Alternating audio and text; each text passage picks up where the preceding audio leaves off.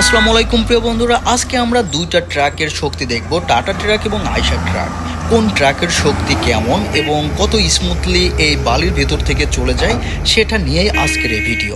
চলুন দেখতে থাকি। প্রিয় বন্ধুরা, এই মুহূর্তে আমরা দেখতে পাচ্ছি টাটা ট্রাকটি ব্যাক গিয়ারে খুব স্পিডের সঙ্গে পিছন দিকে চলে যাচ্ছে এবং এক্সকাভেটরের কাছে পৌঁছে গেছে। ৮ চাকার এই টাটা ট্রাকটা ফুল লোড করার জন্য এক্সকাভেটরটি অলরেডি প্রস্তুত।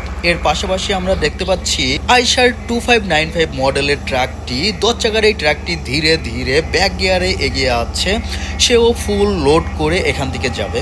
আমরা দেখব টাটা ট্রাক এবং 10 চাকার এই আইশার ট্রাকের ক্ষমতা কেমন। চলুন দেখতে থাকি আজকের এই ভিডিও। এই মুহূর্তে আমরা দুইটা ট্রাক দেখতে পাচ্ছি। একটা ট্রাক হচ্ছে আইশার 2595 মডেল অ্যান্ড আরেকটা ট্রাক হচ্ছে টাটা ট্রাক।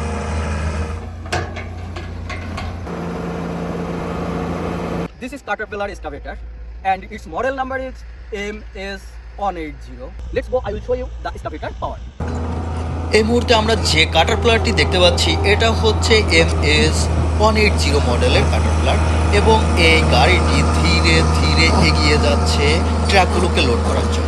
চলুন বন্ধুরা আজকের এই কাটারপ্লারের শক্তি এবং তার কিছু কার্যক্রম দেখতে থাকি।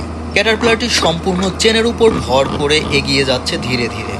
তার এই চলনভঙ্গিটা যেন মনে হয় কচ্ছপের মতো ধীরে ধীরে এগিয়ে যাচ্ছে।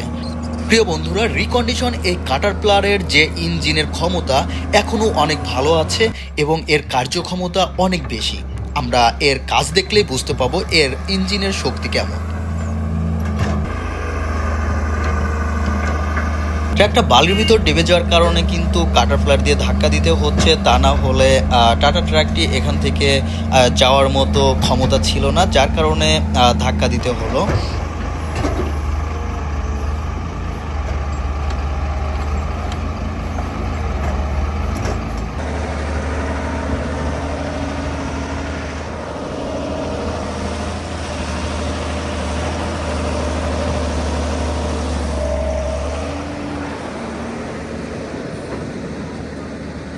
আর ট্রাকটি প্রায় সম্পূর্ণ লোড হয়ে গেছে এবং আমরা দেখতে পাচ্ছি চাকাগুলো কিন্তু বালির ভিতর অনেকটাই ডেবে গেছে, যার কারণে মূলত কাটারপ্লার দিয়ে ধাক্কা দিতে হয়, তা না হলে এখান থেকে ট্রাকগুলো উঠতে পারে না। যে জন্যই মূলত কাটারপ্লারের ধাক্কাটা অবশ্যই প্রয়োজন এবং প্রতিটা ট্রাকেরই প্রথম দিকের এই গতি তোলার জন্য ধাক্কা দিতে হয়, তা না হলে এখান থেকে উঠে যাওয়া সম্ভব হয় না। প্রিয় বন্ধুরা, এই মুহূর্তে আমরা দেখতে পাচ্ছি টাটা ট্রাকটি এখান থেকে ছেড়ে যাচ্ছে এবং প্রথম দিকে ধাক্কা দেওয়া হয়েছিল, তারপর ইঞ্জিনটা থেমে গেছে, তারপর নতুন করে আবার ধাক্কা দেওয়া হলো, তারপর ট্রাকটি আবারও থেমে গেল। আমরা দেখতে থাকি এখান থেকে যাচ্ছে যাচ্ছে এই গো, হ্যাঁ অলরেডি এখান থেকে উঠে গেছে এবং টাটা ট্রাকটি এখন রানিং হয়ে যাবে কোনো প্রকার প্রেশার ছাড়া।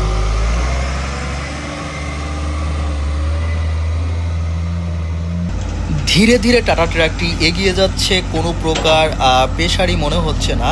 আসলে রাস্তাটা ভালো হওয়ার কারণে কিন্তু ইঞ্জিনে অনেকটাই প্রেশার পড়ে, তবুও টাটা ট্রাকটি তার গন্তব্যে এগিয়ে যাচ্ছে। প্রিয় বন্ধুরা, আমরা জানি প্রতিটা ট্রাকে পথ নির্দেশনার জন্য একজন হেল্পার থাকেন, তিনি মূলত হেল্প করে থাকেন যাতে করে ট্রাকটা সঠিক পথ দিয়ে সহজে এগিয়ে যায়, কোনো জায়গা ফাইসা না যায়, যে কারণেই মূলত হেল্পার থাকেন। তাছাড়া হেল্পার কিন্তু ড্রাইভিং শেখার জন্য গাড়ির সঙ্গে থাকেন। প্রিয় বন্ধুরা, এই মুহূর্তে টাটা ট্রাকটি ধীরে ধীরে এগিয়ে যাচ্ছে। তার পাশাপাশি আমরা আরেকটা ট্রাক আসতে দেখছি, যে ট্রাকটা আইশার আরেকটা ট্রাক। এই ট্রাকটিও এখন এক্সকাভেটর পর্যন্ত পৌঁছে যাবে বালি ফুল লোড দেওয়ার জন্য। চলুন বন্ধুরা দেখতে থাকি আজকের এই পাশাপাশি দুইটা আইশার ট্রাকের ভিডিও।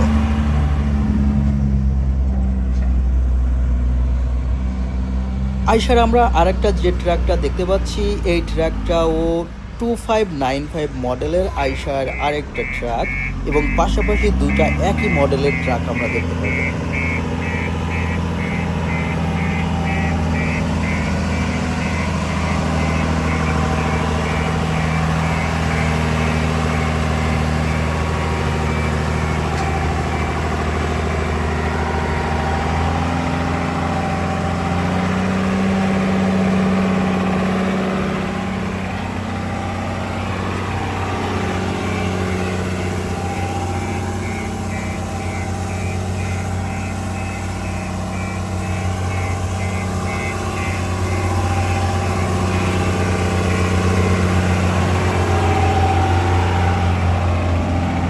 এই মুহূর্তে আমরা পাশাপাশি দুইটা আইশা কোম্পানির ট্রাক দেখতে পাচ্ছি এবং ট্রাকটি যথাস্থানে পৌঁছে যাওয়ার পর রাস্তাটা একটু শক্ত করার জন্য কিন্তু সামনে নিয়ে আসা হচ্ছে, তারপর আবার পিছে নিয়ে যাওয়া হবে।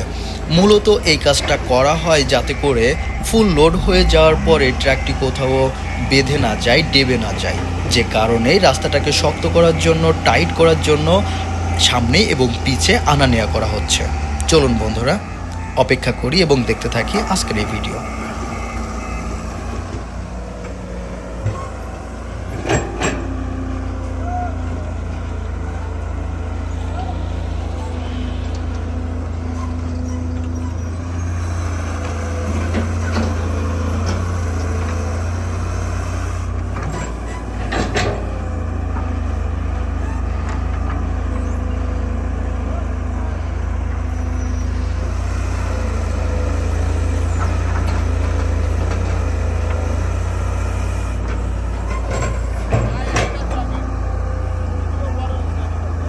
এই মুহূর্তে আমরা দেখতে পাচ্ছি আইশার গাড়িটাতে বালি বোঝাই করা হচ্ছে এবং খুব শীঘ্রই আমরা এই ট্রাকটার ক্ষমতা দেখতে পাবো। আমরা অপেক্ষা করছি বালি ভরা শেষ হলে এই ট্রাকটা এখন এখান থেকে টান দেওয়া হবে। এই মুহূর্তে আমরা দেখতে পাচ্ছি কাটারপিলারটি পিছন দিকে চলে যাচ্ছে এবং তার বাকেট দিয়ে আইশার ট্রাকের পিছনে ধাক্কা দেওয়া হবে যাতে করে এখানে বেঁধে না যায় বা থেমে না যায়। বালির ভিতর ডেবে গেলে আসলে ট্রাকটা সরা সম্ভব নয়, যার কারণে ধাক্কা দেওয়া হবে।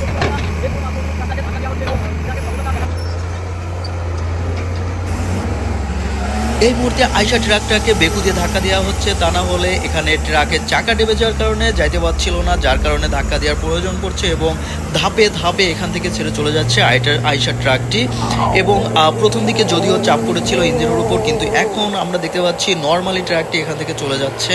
যে স্মুথলি আইশা ট্রাকটি এখান থেকে ছেড়ে চলে যাচ্ছে তাতে বোঝাই যাচ্ছে না ইঞ্জিনের উপর অনেক বড় প্রেশার পড়ছে। আসলে অনেক ক্ষমতা 10 চাকার এই ডাম্প ট্রাকের। আইশা ট্রাক 2595 মডেলের এই ট্রাকটি এই মুহূর্তে বোঝাইকৃত বালি নিয়ে ফুল লোডেড এই ট্রাকটি স্মুথলি এখান থেকে চলে যাচ্ছে এবং মনে হচ্ছে না যে এর উপর অনেক বড় প্রেশার পড়ছে।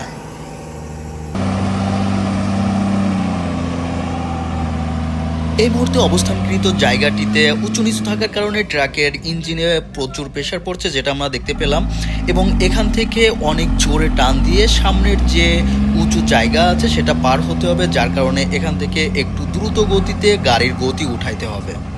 আইশার ট্রাকটি চলে যাওয়ার পাশাপাশি আমরা আরেকটা আইশার ট্রাক দেখতে পেলাম এবং যে ট্রাকটি যে জায়গা থেকে সে প্রতিনিয়ত বালি নিয়ে থাকে সেই এক্সকাভেটরের কাছে এখন সে পৌঁছাবে। এখন ধীরে ধীরে সে পিছিয়ে যাচ্ছে। এই ট্রাকটিও আইশার ট্রাক। আমরা এখানে দেখতে পেলাম ম্যাক্সিমাম ট্রাকটা আইশার এবং সম্ভবত ম্যাক্সিমাম ড্রাইভার আইশার ট্রাকগুলো বেশি পছন্দ করে থাকেন। তাছাড়া ডাম্প ট্রাকগুলো অনেক ক্ষমতা এবং অনেক পাওয়ারফুল হওয়ার কারণে এই বালুর ভিতরে বোঝাইকৃত ট্রাকগুলো যাইতে এবং আসতে কোনো প্রকার ঝামেলা হয় না, যার কারণে 10 চাকার ট্রাকগুলো এখানে বেশি দেখা যায়। পরন্তু বিকালের এই গোধূলি বেলার সময় আমরা দেখতে পাচ্ছি এই নদীর চরে অনেকগুলো ট্রাক আছে, তার ভিতর খুব কাছাকাছি আছে 2টা ট্রাক আর 3টা এক্সকাভেটর। পাশাপাশি আইশা ট্রাকটি ক্রমেই তার গতি বাড়িয়ে যাচ্ছে, কারণ সামনের উঁচু জায়গা যদি গতি না থাকে উঁচু জায়গা পার হওয়া সম্ভব না, যার কারণে ক্রমেই গতি বাড়ানো হচ্ছে এবং ধীরে ধীরে এগিয়ে যাচ্ছে। তার সর্বোচ্চ শক্তি ব্যবহার করে উঁচু জায়গাটা সে পার করে ফেলছে, খুব সহজে এখন সে তার গন্তব্যে পৌঁছে যেতে পারবে।